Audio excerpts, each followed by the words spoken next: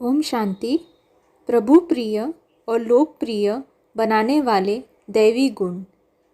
दिव्य गुणों का उल्लेख 4 मुख्य शीर्षकों के अंतर्गत किया जा सकता है। वे हैं: पहला धारणा, दूसरा त्याग, तीसरा तपस्या और चौथा सेवा। धारणा: जिन दिव्य गुणों को धारण करने के लिए कहा है उनमें से यदि सबसे पहला स्थान स्वाध्याय को दिया जाए तो ठीक होगा। अपनी स्थिति को उच्च बनाने के लिए, योग युक्त स्थिति में टिके रहने के लिए और दूसरों की भी सच्ची सेवा करने में समर्थ बनने के लिए पहले मनुष्य को स्वाध्याय अर्थात नित्य प्रति ज्ञान के श्रवण एवं अध्ययन की जरूरत है।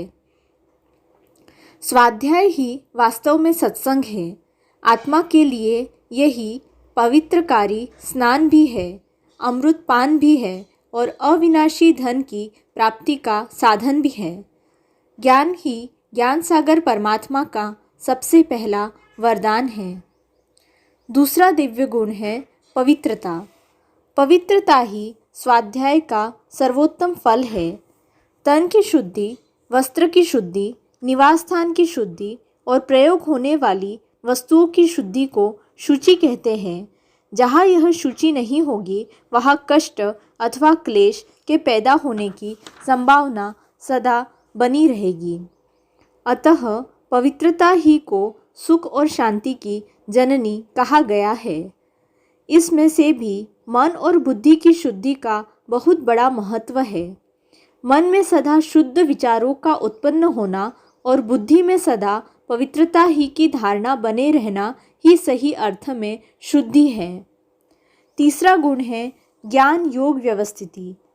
ध्यान देने के योग्य बात है कि जीवन में संपूर्ण पवित्रता की धारणा भी तभी हो सकती है जब मनुष्य की बुद्धि ज्ञान निष्ठ हो और उसका मन योग के रस में डूबा हो और इन दोनों में उसकी स्थिति हो और इसके फलस्वरूप उसकी बुद्धि व्यवस्थित हो। ज्ञान योग व्यवस्थिति वाला मनुष्य ही पूरी तरह से योग का आनंद ले सकता है और वह ही श्रेष्ठ कर्म करने में भी कुशल होता है। चौथा गुण है सरलता। सरलता पवित्रता की सहगामिनी है और सच्चाई के साथ इसका चोली दामन का संबंध है। सरलता में ही मनुष्य को विजयी बनाने की शक्ति निहित है। सरलता के बिना मनुष्य योग स्थित नहीं हो सकता, न ही उस पर ज्ञान का रंग चढ़ सकता है और न ही उसमें दिव्य गुणों का निखार आ सकता है। सरलता में एक प्रकार की आकर्षण शक्ति समाई रहती है और यह एक ऐसा गुण है कि जिसके अभाव में अन्य गुण भी अपना पूर्ण आभा नहीं दे सकते। पांचवा गुण है इंद्रिय निग्रह। जिस मनुष्य की इंद्रियां ही वश में न हो वह पराधीन व्यक्ति कभी स्वप्न में भी सच्चा सुख नहीं देख सकता। उसे तो वास्तव में मनुष्य न कहकर कठपुतली ही कहना चाहिए, क्योंकि वह तो इंद्रियों के इशारों पर नाचता है। वास्तव में तो यह इंद्रियों का दास ही है। वह मनुष्य नहीं, वह मानुष है। जो इंद्रियों का विजेता है वही वास्तव में इंद्र है। जो इंद्रियों का गुलाम है वही वास्तव में दानव है। उपरोक्त 5 धारणाओं के अतिरिक्त 11 गुण और धारण करने योग्य है। वे गुण हैं धैर्य, क्षमा, निराभिमानता, दया, कोमलता, बुरे कामों को करने में लज्जा, सत्य, अहिंसा, शांति और निर्भयता इत्यादि। दूसरे शीर्षक के अंतर्गत है त्याग।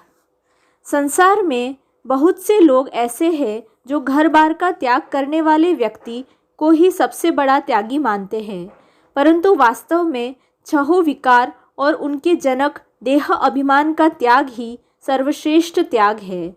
जिस व्यक्ति में संकल्प मात्र भी इंद्रियों के भोगों की इच्छा नहीं है, जिसे स्वप्न में भी मान और शान की चाह नहीं है, जिसे रंच मात्र भी अपने कर्म के फल के रूप में लालसा नहीं है, जिसे आंखें धोखा नहीं देती और जिसके कान निंदा, चुगली, व्यर्थ चर्चा तथा वासनाओं को पैदा करने वाले आलापों के प्रति बंध है और जिसके मुख से कटु, अकल्याणकारी या दुष्ट वाक्य नहीं निकलते तथा जिसने अपनी सर्व कर्मेंद्रियों द्वारा सब प्रकार के पापों को त्याग दिया है, वही वास्तव में त्यागी है। तीसरा शीर्षक है तपस्या। वास्तव में योग ही सबसे बड़ी तपस्या है और योगी ही तपस्वी है, क्योंकि योग द्वारा ही मनुष्य कर्मेंद्रियों के विषयों से अप्रभावित रहता है और संकल्पों को शांत करता है, और योग द्वारा ही आत्मा ईश्वरीय शक्ति में तप कर अग्नि में तपाए सोने के समान पवित्र बनती है। चौथा शीर्षक है सेवा। सेवा में ही जीवन की सफलता है। सेवा भी एक प्रकार की साधना है और तपस्या है। दूसरों का आशीर्वाद लेने का यह सर्वोत्तम उपाय है और आंतरिक खुशी का एक बहुत बड़ा साधन है। सेवा भाव वाला योगी ही अथक, निद्राजित, निर्लोभी, नष्टमोहा और निर्वैर होता है। ओम शांति।